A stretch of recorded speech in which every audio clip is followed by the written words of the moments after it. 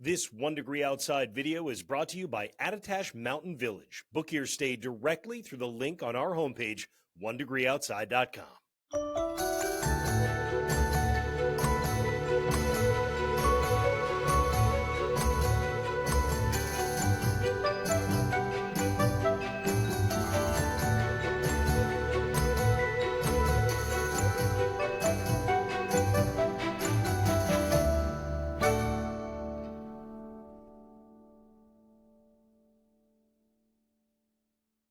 Midweek Insights. Danielle had the early morning video still up at our homepage and on the home screen of our app that dove into the timing and the details on what's coming through tonight with snow in the north and rain south. We're going to talk a little bit more about ski and snowmobile snow coming up here in just a moment. Nearby storm on Friday. We'll look at that together in this video.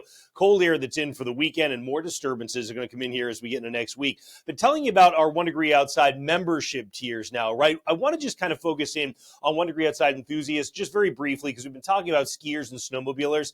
So this is just a sampling of the 30 updating maps that we have that's on the site. Plus, we offer a snow sports discussion on Sundays and Thursdays, getting out ready for the week and the weekend ahead. Notice tomorrow, the roads in northern New England will be snowy in the areas in blue, and we've labeled all the ski areas on here for you. This is one of the maps you'd find at that 1 Degree Outside enthusiast tier at patreon.com/1 Degree Outside. Also, we've put all 89 ski areas across New England on the map so you can see what the 24-hour snow is at the base. We also have one for the summits above 2,000 feet. We have one for summit conditions, and we heard from so many snowmobilers saying we really need some sort of alternative for weather here. So you've got it now.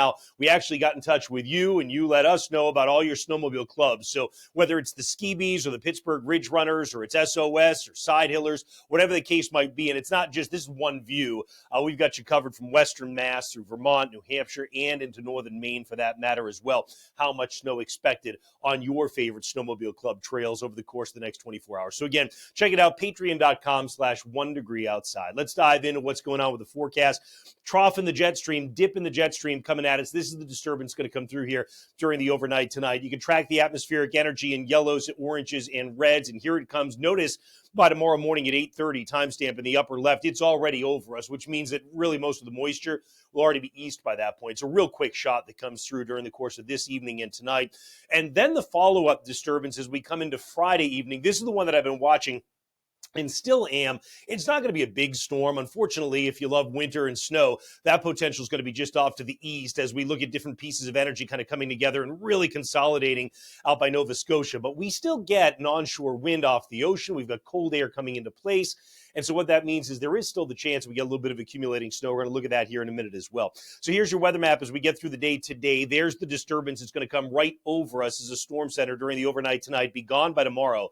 Here's the next one. Energy dropping down, mostly repositioning off the coastline. And that's why I say it's not going to be a humdinger of a storm for us. But you've got energy coming overhead and onshore wind off the ocean. That probably will get at least some amount of accumulating snow going in spots. And again, we'll look at that in a second here. The colder air on the move too, highs in the 30s and 20s in the dark blue and lighter blue. And here's that cold air kind of surging into the Great Lakes during the course of tomorrow and coming more into play for us as we get to the weekend. So again, Danielle shared it with you. I won't belabor it, but one last look at the snow map. Generally a coating to an inch possible by tomorrow morning when you get to extreme northern Worcester County and up toward Jaffrey. Same thing when you get out across Western Mass. You might get 2 on some of the mountaintops when you get across northern Berkshire County.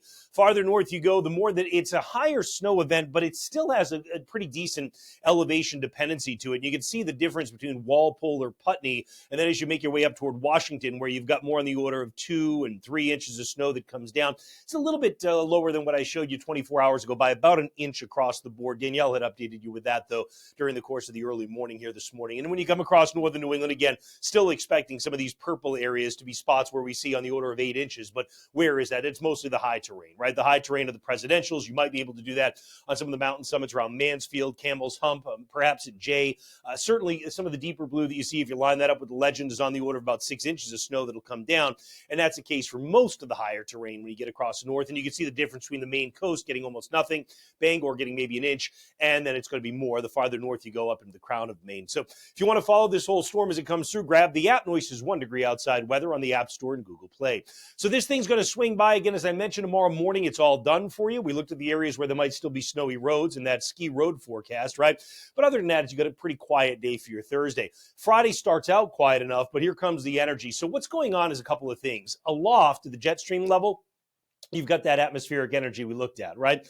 At the surface, that's going to result in a surface storm to develop, and it's going to be over the ocean. It's going to become a pretty big one.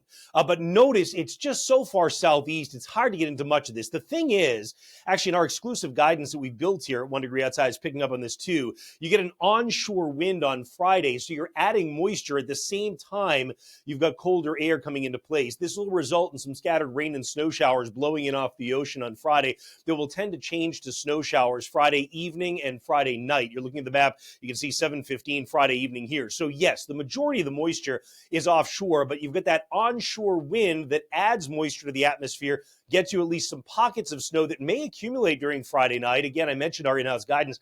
Actually, it's got a swath of 1 to 3 that it puts out in eastern Mass as a result of just that continued onshore flow. So we'll see what happens with it, but there is that potential anyway.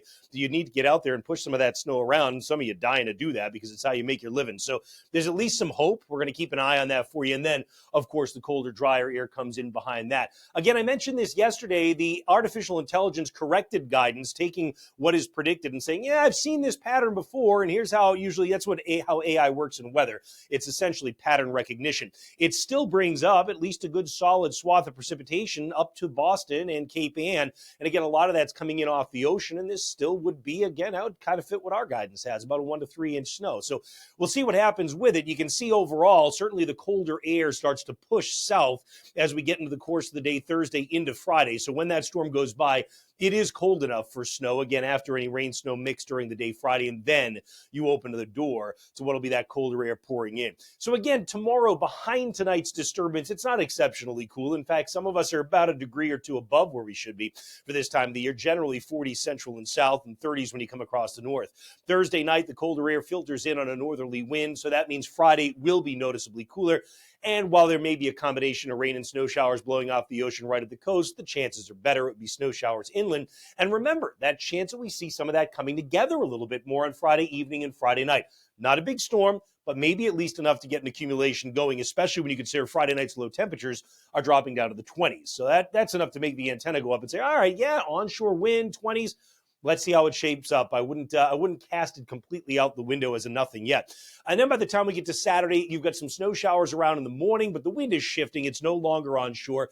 That'll tend to dry us out here, even though there's some energy coming through aloft by Sunday. Oh, you've dried out, but look at your high temperatures, actual highs, not wind chill. 11 degrees at St. Johnsbury, 22 degrees when you get into Boston, about 23 in Hartford. That's the best you can do. You got a wind on top of that. Let me get out of the way. I wanted to show you the 14-day, which admittedly is just kind of an average for New England, but at the same, and you'll find the 14-day for your location if you get our app, right, obviously. But at the same time, I just want you to see, you do have some disturbances next week. So you've actually got a 30% chance of snow showers on Christmas Eve day. You got about a 35% chance of some snow showers on Christmas Day, about a 35 to 40% chance of snow or rain as we get toward the end of next week and next weekend for that matter as well. So things stay a bit unsettled. And, you know, I have to say, when you look at those temperatures running 45 to 50, I'd put a big will see on that. And I say that with all humility because this time of year, particularly once you've got a snowpack on the ground in some of New England, which we do in central and northern New England, sometimes the warmth does not verify as much as it looks like. But this is the most likely forecast the way we see it for now. It does look like winter would come back again, though, as we get into January. That's how things are looking for now. Of course, we'll always keep you posted at 1degreeoutside.com and our Noyes 1 Degree Outside weather app.